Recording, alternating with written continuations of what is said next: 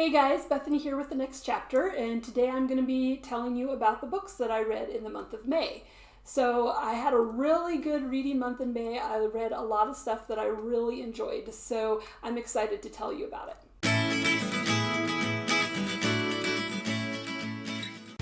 The first book that I read this month was called The Accidental Suffragist. So The Accidental Suffragist is a historical fiction book set during the women's suffrage movement.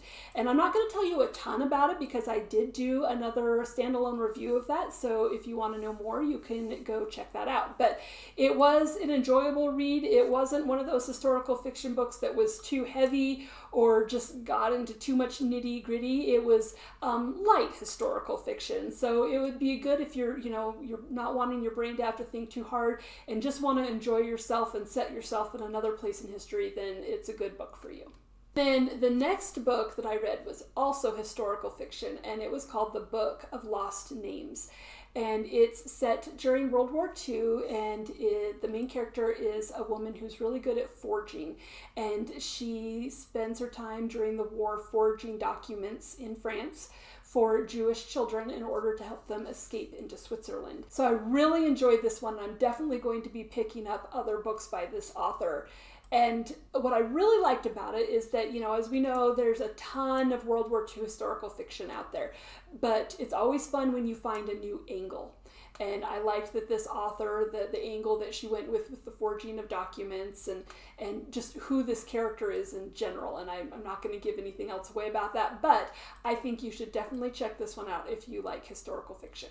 And then the next book that I read this month was nonfiction, and it was called The Art of Gathering. And this is the one book this month that I was on. I didn't feel like it gave me what it was marketed as. It was still good. It kind of marketed itself as, how to make more out of your gatherings and how to organize and plan events, whether really big corporate events or just a small family barbecue, to make them more, I guess.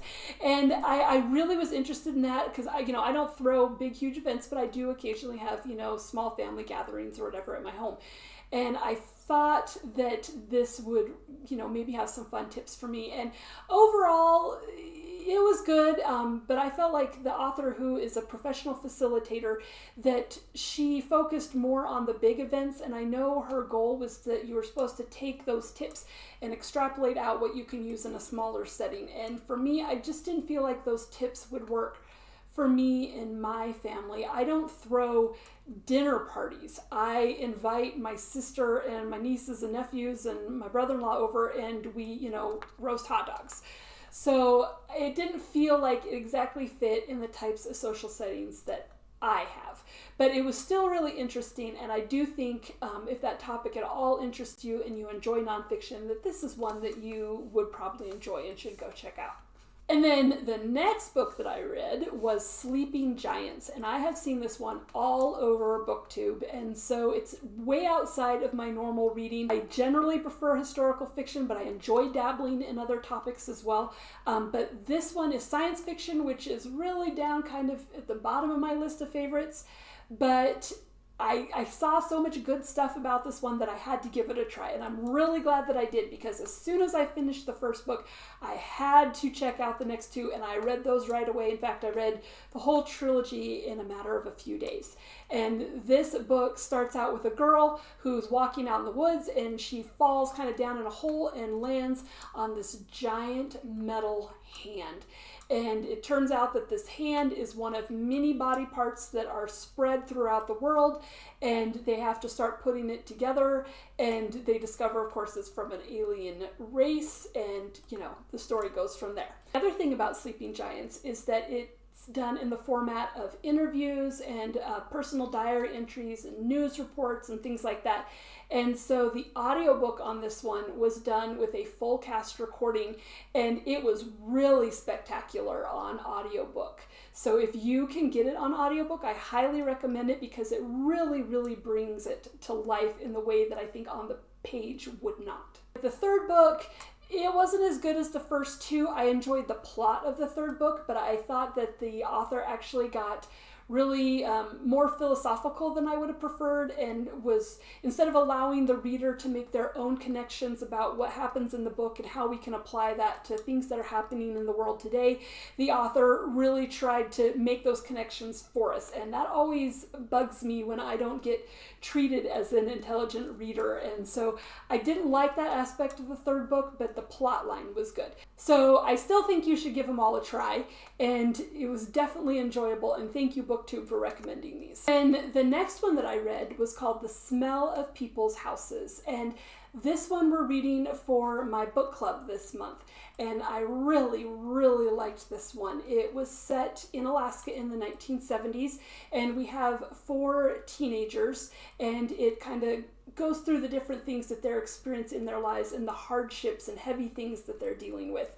And I'm generally very picky and hypercritical of books that are set in Alaska because that's where I was born and raised. And so I always notice when there's mistakes because I know the area and I know what the culture and the people are like there. And this one was spot on. And in fact, when I finished the book, I actually had to Google the author because I thought she must know from experience. And it turns out that she does. She is from Fairbanks, Alaska. And so the author definitely wrote from a place of experience. And the descriptions in the setting and everything were very exact. They were right. I could picture everything exactly in my mind. She had it right.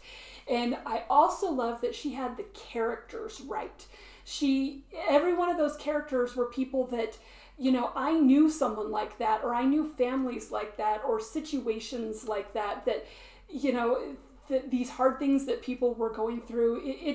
This book had a lot of truth for me in it. I just felt it was very accurate, and I really enjoyed it, and I think you should definitely go and check this one out. And then the final book that I read this month was another BookTube recommendation, and it was called One of Us is Lying.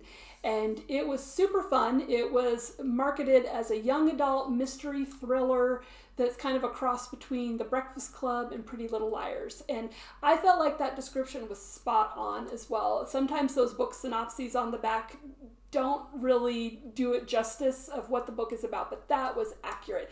And this was a super fun read. I love it when our narrators aren't always reliable. And we have 4 different kids, 5 actually, who go to detention one day, and one of them dies. And then, of course, the rest of the book is investigating this murder. And each chapter jumps between the viewpoint of a different student who was in that classroom at the time. You can get this on audiobook. It was really fun because they did do a full cast recording, and they have a different narrator for each character, so it really worked in that format.